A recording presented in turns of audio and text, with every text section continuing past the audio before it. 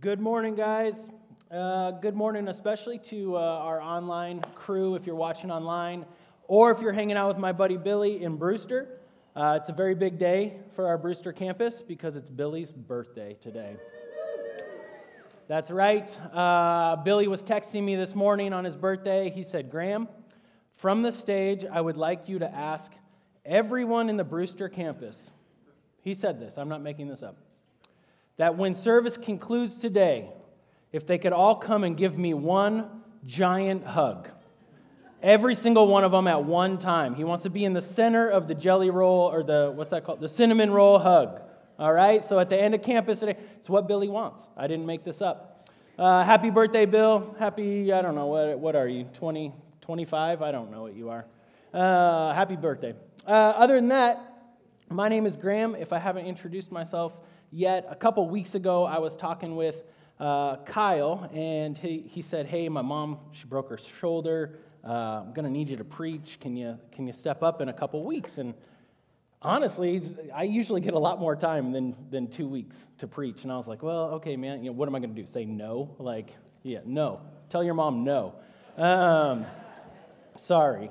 No, so I was like, well, what are we still in this series? What are we on? He's like, yeah, you're going to preach on margin and slowing down and finding space in your life. And I kind of just sat there. I was like, oh, I can do that. Because a lot of my close friends and family know that for the last 3 years, this has been a huge theme in me and Kayla's lives. That a few years ago, we took this trip that I'll talk about in a little bit.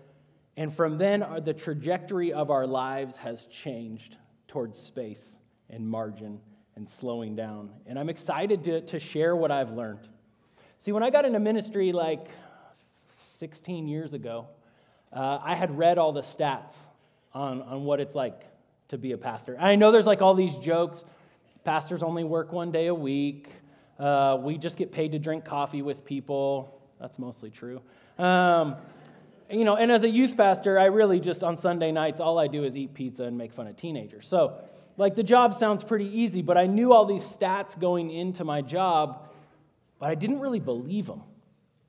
Because the statistics are that 90% of pastors work 55 to 75 hours a week, which is pretty hard to do in 1 day, all right?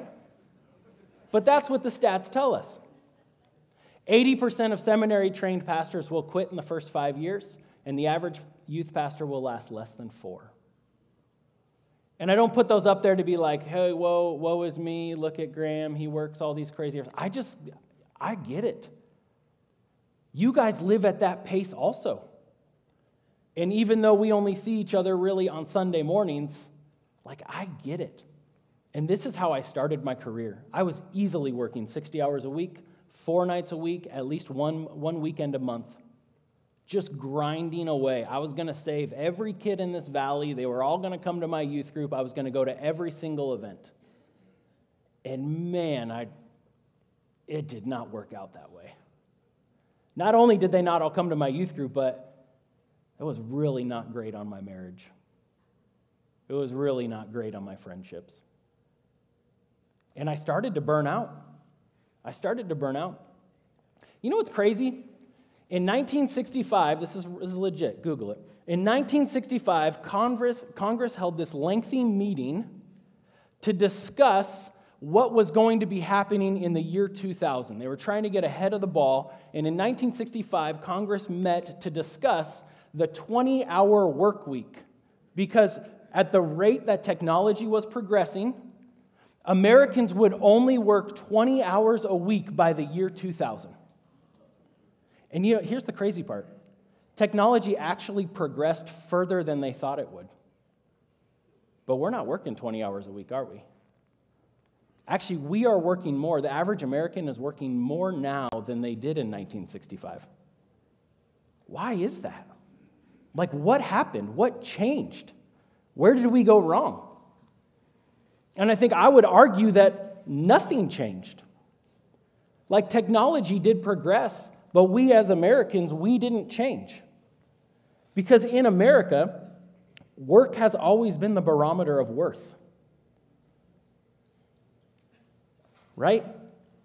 To be busy is to be valuable, to be desirable, to be justified. When we work, we feel important. When we work, we feel like we're enough. And if we're not overoccupied, then we're inferior to those who are. You know that feeling you get when you're like hanging out with somebody, maybe you're having coffee with somebody, and their phone rings more than yours? And you feel a little inferior. It's this weird thing. Here's another great example. When you ask stay-at-home moms what they do, and they have to, the way that it comes out, like it's not the most difficult job in the entire world, right? Like they're keeping humans alive, okay? It's this job that has no end. It's incredibly unthankful. But the way we have made it sound, because they don't fill out a W-2. Like for some reason, it's inferior to the work that gets a paycheck. But that's part of our culture. I think that many of us are living life at a pace that is poisoning our peace today. And I don't think I'm going to get a lot of pushback. Honestly, throughout this series, we've really had very little pushback about that. I think most of us know that we lack peace in our life because of the rate at which we're living, the speed at which we're going. Many of us need caffeine to wake up. We need energy drinks to keep going. We need alcohol to slow down, and we need melatonin to fall asleep. And we do that cycle every day. We're the most stressed out, overweight, overmedicated, in debt, and relationally shallow group of people in the history of the world. And we're also the busiest. I don't think that's by chance. I think, too, that while we find our value in our work, I think there's also this thing where we use work to run from other problems. I think we use busyness to give us a false sense of worth and distract us from deeper, less manageable realities. If we grind and we grind and we grind, then we don't have to worry about feeling lonely, about dealing with grief or being vulnerable. We just stay busy. And we stay busy on top of staying busy. And I can't be the only one who has done this before, where at night you're watching TV, whatever it is that you watch. You're a Netflix, you're a Hulu, you're an Apple thing. You're probably not a Peacock. I don't think anyone watches that. But you're watching your thing, and not only do you have the screen on the wall that is like distracting you, but you also have a screen in front of your face on your hand, like in your hand, that's also distracting you. Like, that's how busy and distracted and how much we're like running from pain and loneliness and trying to deal with real things. Just stay distracted, and we won't have to worry about anything. Honestly, it's kind of funny. It's kind of comical. I had this realization the other day, you know, like when you realize something that's like, it's funny and a little bit embarrassing at the same time. So every other Friday, I watch my little girls, my 6 and my 3-year-old, and we try to get some stuff done, and every so often, like, you know, I just don't handle it as well as my wife does, and so I give in, and they're like, can we watch Bluey? And I don't know if you've ever seen Bluey. Bluey is a great, great show on Disney+. The thing that I love most about Bluey is it's like, if you don't know how to parent little kids or like grandparent little kids or you watch little kids, this show will tell you how. Because the parents are so engaged with their kids in the games that they play. They're so engaged. And I put it on as a distraction so that I could get a couple things done. And as I'm sitting there on my computer trying to finish something up, and my little girls are watching Bluey, I came to this sad realization that Bluey is a show about parents who play with their kids that parents put on because they're too busy to play with their kids. And it's sad, but at least for me, it was very true. It was very true, and I'm watching it play out right in front of me, like, what are you doing? But this is the world we live in right now, where we are too busy and we are too stressed and we don't have time to deal with the real world. And I know that like when we can start talking about these things and you automatically inside of us, these emotions start to well up where we say, wait, hold on. Yeah, I know I'm busy, but we're about to get there. right? Wherever there is. Like, we're about to get to that scholarship, okay? I'm about to hit the next tier in my business. We're about to open up that next location. I'm almost to that promotion. And it's always, okay, we're about to get there. We're about to get there. And then what? And the problem is, it's not only then what, because it's just this cycle. There's always another there to get to. But what did it cost you to get there? Because everything has a cost. And Kyle's been talking about how there's a lot of good things. A lot of the things that we're pursuing are good, but when you have too many good things, that's not a good thing. Because everything has a cost. Sometimes it feels like we're just, I don't know about you, but this is the excuse I used for a long time. I'm just paying a price right now so it can pay off down the road. I'm just going to grind right now. We're going to get my kid into that school, and then everything's going to be great. I'm just going to grind for a little bit, and I'm going to hit that next pay tier, and then things are going to be a lot easier. I'm just going to hit that one financial goal, or we're just going to open up this other branch, whatever it is. And then, you know what? Then everything will be good. And that might work. That might be great. But is it worth the cost right now? Because everything has a cost. Remember how we said earlier that many of us are living at a pace that is poisoning our peace today? And no one's really arguing against this. As I said, we've really not had a lot of pushback against this. But I want to take this a step further, because I think not only are we living at a pace that's poisoning our peace, I think that pace we're living at is also deteriorating the possibility of our dreams for tomorrow. You pay that price today, and you think, oh, that's going to pay off later. And it might, but it might actually cost you things later as well. Because getting that deal done at work, finally reaching that agreement, that's fantastic. But not at the price of your marriage. Getting a scholarship, working super hard, getting accepted to that school, congratulations, awesome. But not if you develop anxiety along the way. Getting that recognition at work, the thing that you've worked so hard for, it's going to feel good. I promise you. It's going to feel exactly the way you think it is. But if you pick up an addiction or a very unhealthy habit along the way, is it worth it? Finally, if you push and push and push and push and you get your kid into that school and they get that scholarship and they start the program that you've so desired and maybe they've so desired for themselves, that'll be great. But not if they never want to call home anymore. A lot of the times, we're paying a price for this pace that we're living. We're paying a price right now, and we're also paying a price down the road. Because when you run a marathon like a sprint, you pay the price now and later. And I know that, I get people that are like, what do you know, Graham? Like, you're how old are you? You look like you're probably younger than Billy. You're probably 23. And to that I would say, why did my wife laugh? Why was the one laugh in the crowd from my wife?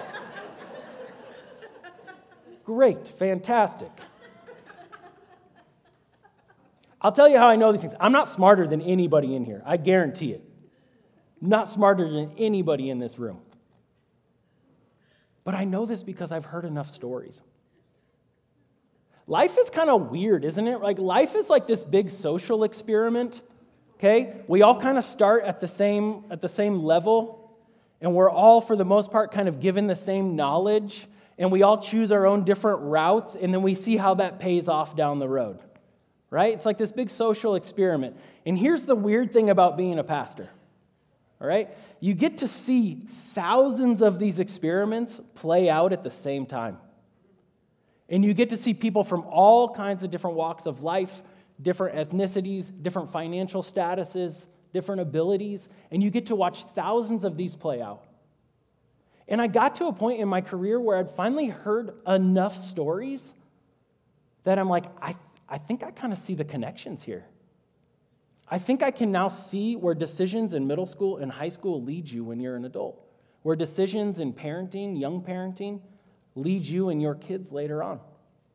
And honestly, as I said, I know these things not because I'm smarter than anybody. I just finally heard enough stories.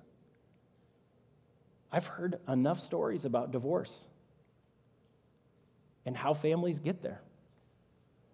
I've talked to enough kids who leave our valley with anxiety and or depression that are not set up well for their next stage.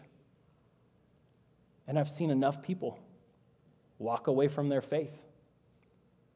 And honestly, it's usually more of like a fading away from our faith because of the decisions that are made or the busyness of our schedules. And here's the thing, both sin and busyness have the same effect on our relationships. They cut us off from relationships with each other and relationships with God. Both sin and busyness do the exact same thing. And the big fear here is not that you're just going to renounce your faith somewhere, right? The big fear, the big danger is that we will become too distracted and rushed and so preoccupied that we will settle for a mediocre version of our faith. That's the fear. Because we're probably not just going to give up, but we probably will fade away. My junior year in high school, which was not that long ago, actually. My junior year, I have to keep saying these things to myself because it's my 20-year high school reunion this summer. So I'm reminding myself that you're not that old, Graham. It's only been 20 years. It has been a while, hasn't it? So when I was a junior here at high school in the great Lake Chelan School District, I was eating lunch right back here in this cafeteria. I remember this vividly. I remember we were having hamburgers. That's how vivid it was. Sometimes I have trouble remembering my kids' names, but I can remember I had hamburgers in the year 2003. And we're having hamburgers. I started to feel sick to my stomach. And so I got up, and I thought I was going to puke. So I was like, I'm going to go on a walk. So I remember I walked through the middle school hallway, and I walked upstairs because nobody was ever up there except for some weird kids ate up there. And then I walked back by the library, and I would walk back down, and I just felt nauseous. I never threw up. It wasn't really a big deal until the next morning when I felt nauseous again. And I was like, gosh, this is weird. And about 9 o'clock, it went away. And then the next morning, I woke up, and I felt nauseous again. And then I woke up every day for 9 years, and I felt sick to my stomach. For 9 years, I woke up feeling nauseous, wanting to throw up, right? And after so many years, you start to plan your schedule around this, right? You don't plan breakfast with people. You kind of know, I knew about what time. It was usually about 9 o'clock, I would start to feel a little bit better. I became a connoisseur of antacids. Right? I could tell you I was never far from a roll of Tums, and I could tell you the best ones to get. They were actually, Tums made these chewy ones for a while. They were amazing, okay? They recalled them because they found that there was tiny bits of metal inside of them, okay? Now, here's the thing. I don't know what kind of metal they were using, but it works on nausea. I could tell you that much. That stuff worked. And here's the thing, after 9 years of this, after 2 years of high school, 4 years of college, and 5 years in my marriage, after 9 years of this, of anything, and some of you have dealt with chronic illnesses, you just start to believe this is what my life looks like now. This is normal. This is what will happen for me. And I went to doctors, I went to naturopaths, I tried all kinds of medication. I started working on my gut health before that was a thing, a popular thing now. I did elimination diets, I did allergy tests, I did all kinds of stuff. And I just came to the conclusion that this is what my life looks like. And sometimes we have to get out of our normal routine to kind of see clearly, or sometimes we have to have an outsider come into our world that'll give us a little bit of insight. I don't know, I like to read those BuzzFeed articles that are things that Americans think are normal, but the rest of the world doesn't think is normal. I love those things. Or Trevor Noah has this bit in his stand-up where he makes fun of the fact that Americans sing the national anthem at all their professional events, sporting events. And the reason why that's funny to him is because the rest of the world doesn't do that. Okay, now for the rest of the world, when two different countries are competing against each other, they're like, hey, we'll sing our national anthem, you sing your national anthem, we'll each get to, remember home a little bit, okay? But Trevor Noah says Americans don't need a reason. We don't need anybody else in the room. from any other country to sing our national anthem. We'll just sing it ourselves. And there's all these things that we do in our lives that seem normal to us until somebody else points it out, or again, until we get out of our comfort zone, which is one of the greatest reasons why we take kids to camp and we send them on missions trips. We get them out of their normal life, and they see life a little more clearly. And there's a story in the Bible that reminds me of this, and it's in the book of Daniel, and Daniel took place about the year 600 BC. And what happens, to give you a little bit of backstory, what happens is Daniel is in the what we call it, I guess it was a country of Judah, because at this point, Israel had split into two different nations. So first they were all Israel, and then they split, and you had Israel, and you had Judah. And Daniel is in Judah, and Judah gets overtaken by the Babylonians from the east. And the way the Babylonians did this was they were very strategic. They would come in and they would take the best and the brightest. They would take the people who were somebody or had potential to be somebody, and they would take them back to Babylon, and they would turn them into Babylonians. And then they would leave these people, and they would put kind of these like puppet leaders in charge of them and just kind of keep watch on them. And so Daniel is one of these guys who gets taken to this other part. He gets taken to Babylon because he's somebody. And it tells us, and I apologize, Amelia, my slides are messed up, but you're good. You'll figure it out. It says here in the first chapter of Daniel, it says this. The king commanded Ashpenaz, I don't know if that's how you say it.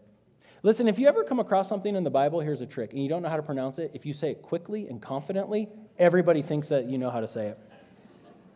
I went to Bible school just to learn that. So this guy was in charge of his court officials, and he chose some of the Israelites who were royal and noble descent, young men in whom there was no physical defect, and they were handsome, well-versed in all kinds of wisdom, well-educated and having keen insight, and who were capable of entering the king's royal service, and to teach them the literature and the language of the Babylonians. Now, the Babylonians take these Jewish boys, and they're going to make them Babylonian. They give them Babylonian names. They teach them Babylonian culture, history, language, and then they even change their diet. It says here in verse 5, so the king assigned them a daily ration from his royal delicacies and from the wine he himself drank. You say, hey, man, that sounds kind of nice. I mean, you're a slave in a foreign country, but at least you're eating well. But here's the problem. Jews don't eat like Babylonians. Jews have a very specific diet. And so Daniel finds himself in this weird predicament where the life he'd been living or the goals he had didn't line up with the culture around him. And he gives us this great example of how we get out of the mess that we're in. So here's to go back to my story. I was nauseous for 9 years. And finally, my wife, honestly, is my wife who had said, I've had enough of you, okay? You're miserable every morning.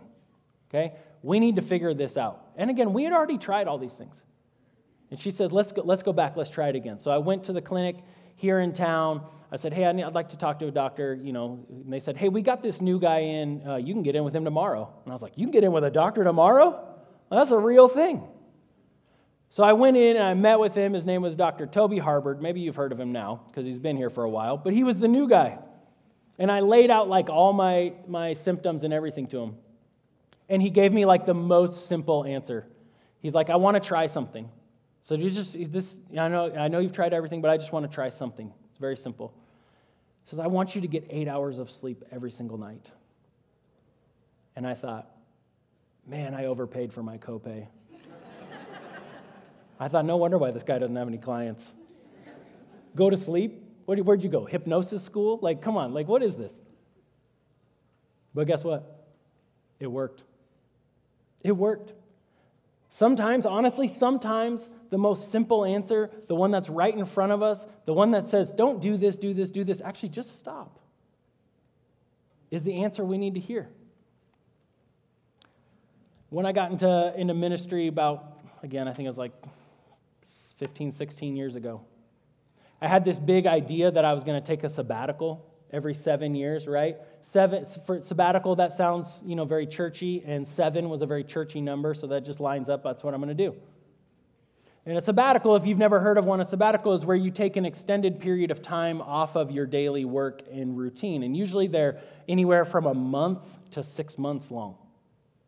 And a lot of times you just hear about pastors doing this kind of stuff, but you don't have to be a pastor to take a sabbatical. So I wanted to take a sabbatical every 7 years, but the way things worked out, it just didn't happen until about 12 years into ministry. I had to wait for a global pandemic, and then, not being able to have church or youth group, everything was online and pre-scheduled. And the elders were like, sure, right? My kids were homeschooled. It was perfect. So in 2021, my family got on an airplane in February, and we flew to a very remote part of the Nicoya Peninsula in Costa Rica, and we spent 34 days there. And on a sabbatical is not Mai Tais by the pool, okay? Not 34 days of just sleeping and drinking. We were very scheduled. We really went into it with a lot of forethought, and every day, Kayla and I would each have an hour and a half of our own quiet time, our own devotional time. That's probably 3 times longer than I had ever really spent doing quiet times. And every single day we each had that. We exercised every day. We did stuff as a family every single day. We went to church while we were down there. And really, one of the best things we did was we ate every meal together as a family for 34 days in a row. Every single meal. Every night we had no TV, our phones didn't work. Every night it was just Kayla and I, we would look at each other in the face, we would talk, we would play cards, and it was incredible. Not only did it change our lives, it changed the trajectory of our lives. And before we went down there, one of my friends, Bev Lamar, I was talking to her about it, and I said, we need a book. I feel like I need a book while I'm down there. It's a long time. I could probably finish a book in that amount of time. She says, I just read this great book. Here, take it. And it was called The Ruthless Elimination of Hurry.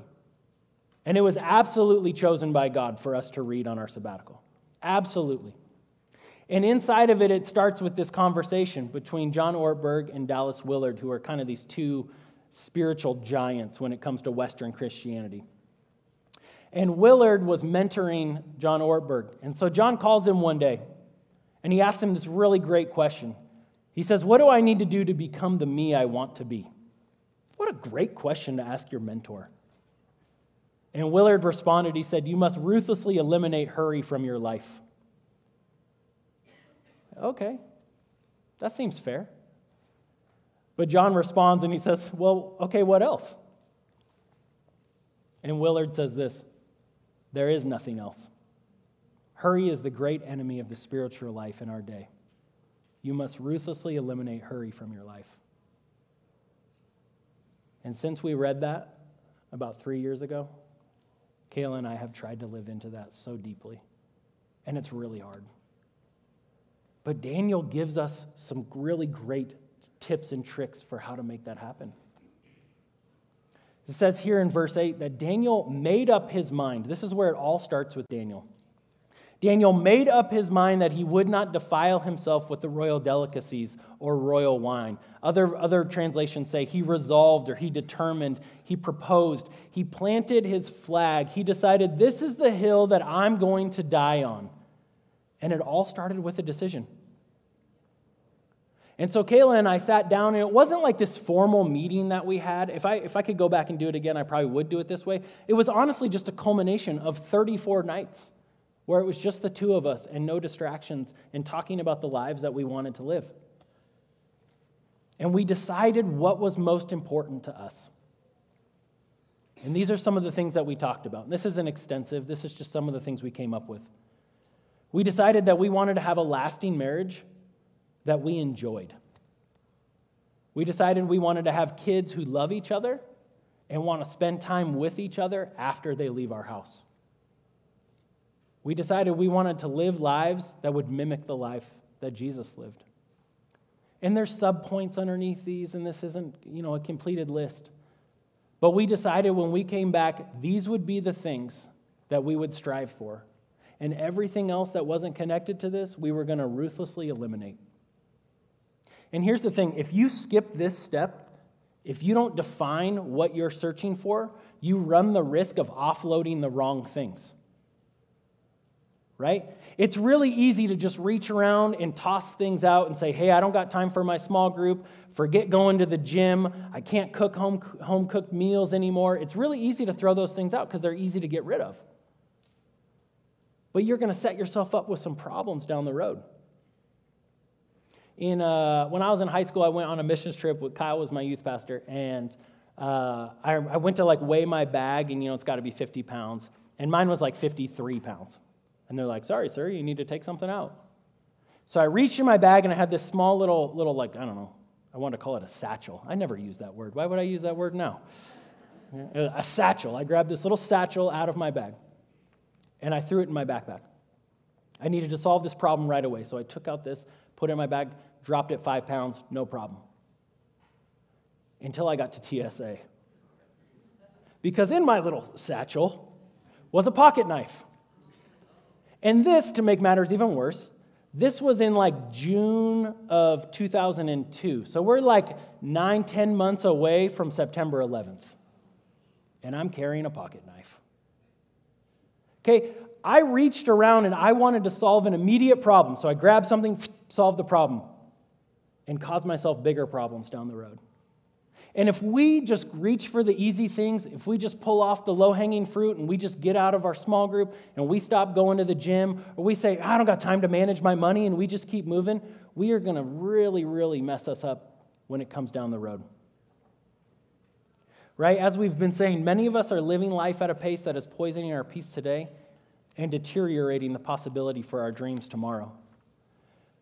You don't want to destroy your dreams for tomorrow just to try to get your peace today. That would be a terrible decision. I'm not going to tell you what to quit. I'm not going to tell you what to give up. You're an adult. You make your own decisions. But I will tell you that the things you need to quit are usually not the easiest things to get rid of. They usually come with some hard conversations and probably a little bit of pushback.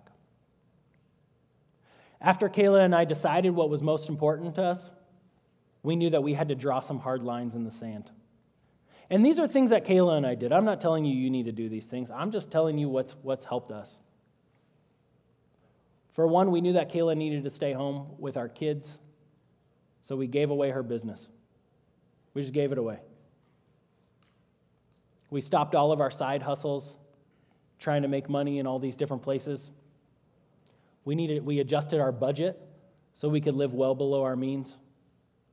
We drew some really, really hard and uncomfortable lines in the sand when it came to how many hours we were going to work, how many nights out I would be, and how many weekends. We decided we would eat as many possible meals at our table as a family, right? If you want to do some crazy statistics, just Google that. If you want to do one thing in your family life that will change your family, eat 5 dinners a night at your night. That would be really hard to do. 5 dinners a week. I'd go for a week, not a night. 5 dinners a week as a family at your table. See what happens. See what happens. We limited not just our own schedules, but we limited our kids' schedules. We told our kids, and I know that this is not going to be popular, and I'm not saying that this is for everybody. For us, this has been fantastic. We've said that our kids will only play one sport a year. And while they play that sport, they don't play on Sundays, and we don't do weekend tournaments. Because those things go against some of our goals that we decided would be good for us. Kayla and I decided that we want to prioritize our spiritual disciplines the way that we had when we were in Costa Rica. It was really sad to me when I came to the realization that even as a pastor, I was watching more TV and I was spending more time at the gym than I was reading my Bible and praying. And I thought, what am I doing? That's not going to make me into the man that I want to be. So now we get up 1 hour before we have to every single day. And listen, we're a young family, okay? If there's a very valuable commodity in my household, it's sleep. But we've said that's more important to us. Then in the past year, we started practicing a 24-hour Sabbath. It really is a practice. It's something that we're continuing to learn how to do. And when you do these types of things, and whatever lines you decide to draw in the sand, whatever they look like, when you do them, there's going to be a rub against society. Just trust me, because culture is like a current, and you either fight against it or you get swept away by it. If you want peace in your life now and a chance at future hopes and dreams, you have to reallocate your limited time according to your predetermined priorities. If you don't hear anything else, just hear that. You have to reallocate your limited time according to your predetermined priorities. And this is hard. It's so hard. And there's awkward conversations that have to happen. You might have to change the way that you're living.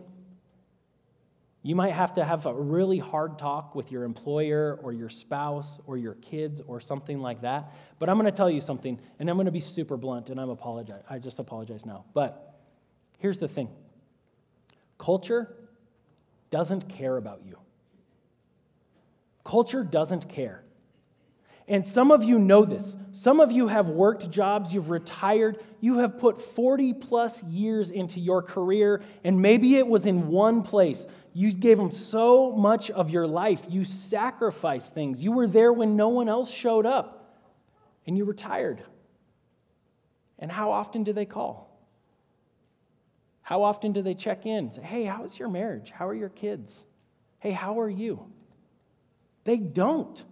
And it's not because they're like evil people. This is just how we're wired. I remember I got to go to a youth pastor's conference like 10 years ago, and I listened to this youth pastor talk who's like an OG youth pastor. He's like the guy that you look up to. And he had been at this big church in California for 20 years. And after he left that church, they called him twice in that next year. One was because they needed a password on some software. And the other one was because they were looking for a guest preacher and wondered if he wanted to come in and do it. Culture doesn't care about you. So here's the thing. If culture's not going to fight for that peace in your life, if culture is not going to fight for your dreams, who is? I would say if you don't fight for your peace today and your dreams tomorrow, nobody will. Nobody will. And here's the thing. Who are you going to let stand in the way of your peace now and your dreams tomorrow? Who are you going to let stand in the way of having a healthy marriage that you enjoy? Who are you going to let stand in the way of your relationship with your children? Who are you going to let do that? Because if we don't fight for it, nobody will. And listen, I don't want to be even more blunt than I have been, but if you have kids at home, what are you waiting for? You get 18 years. 18 years. And then after that, they are gone. And you can talk to so many parents, and I get to see this played out so many times. So many parents who look back on those 18 years and wish that they would have invested more time. I have yet to talk to a parent yet who looks back on the 18 years they had with their kid and says, man, I wish I wasn't home as much as I was. I wish I would have found another job. I wish I would have shipped my kids out a little more to do something else. Nobody says that. Did you know that 90% of your time with your child happens in that 18 years? That when they leave your house at 18 or 19 years old, you have spent 90% of the time that you ever will with them already. It's gone. So what are we waiting for? Why are we looking for worth? And why are we trying to pursue something, a pipe dream, a goal, another job, or whatever it is, when this is it? This is the only time that we have them.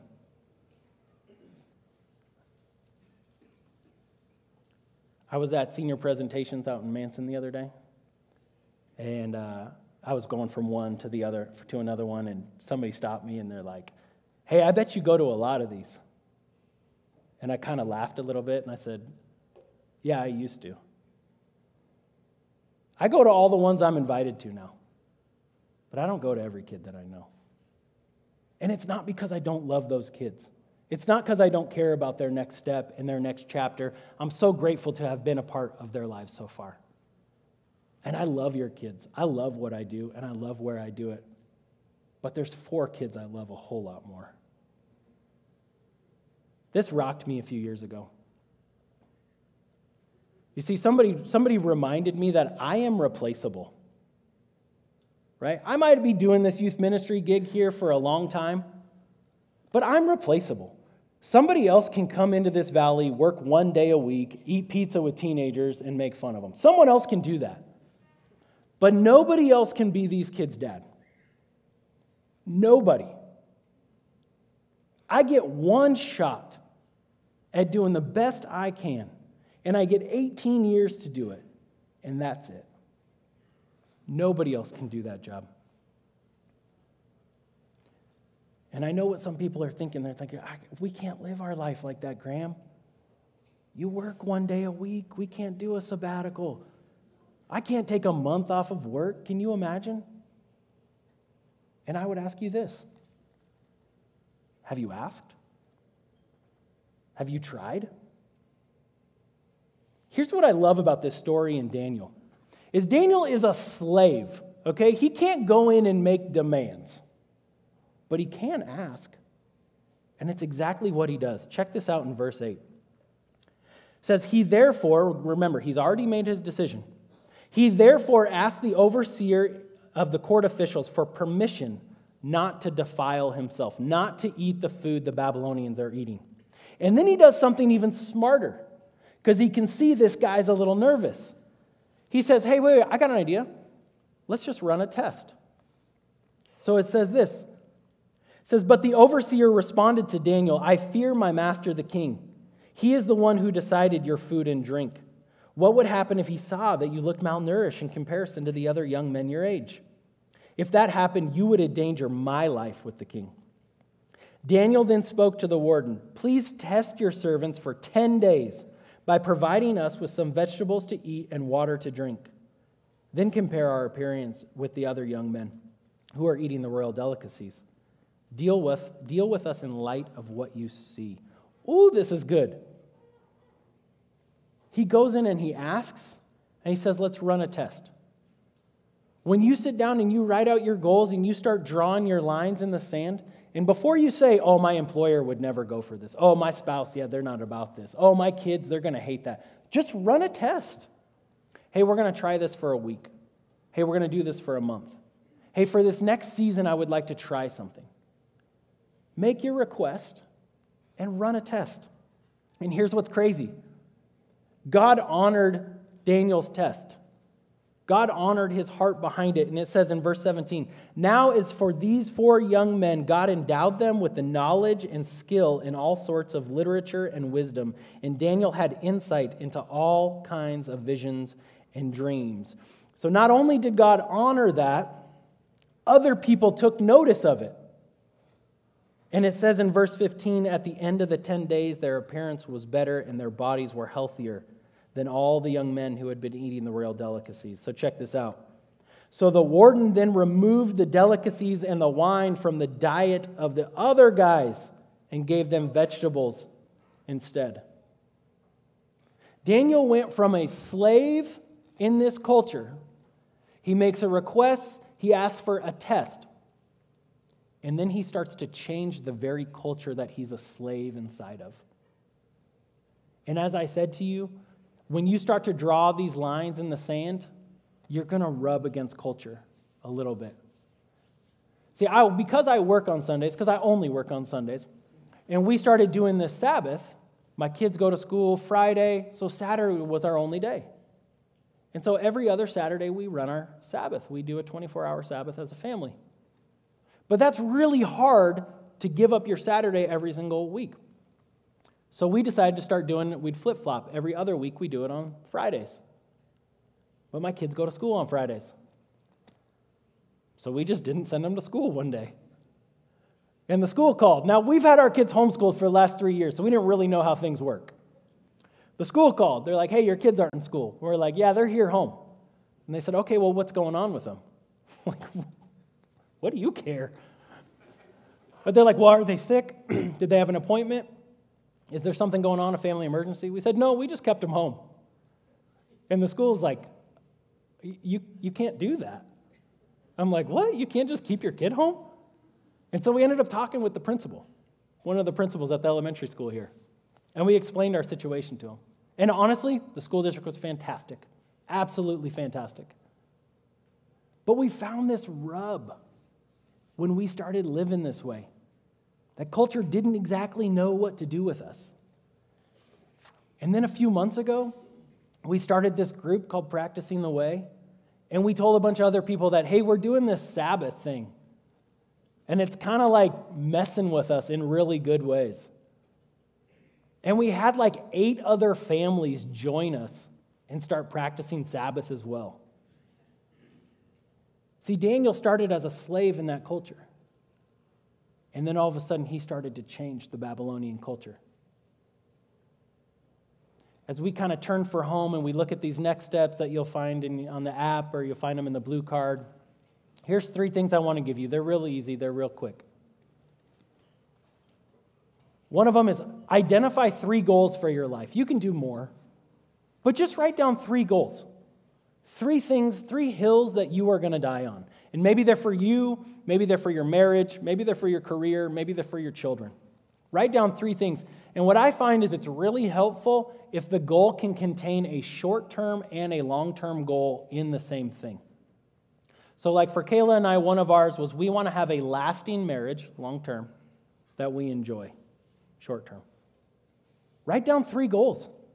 Man, I know a few of you, there's like 2 or 3 couples that are engaged in our congregation right now. What a great time to do that. You're about to have your first kid. What a great time to set some goals. Number 2, ask for permission or offer a test.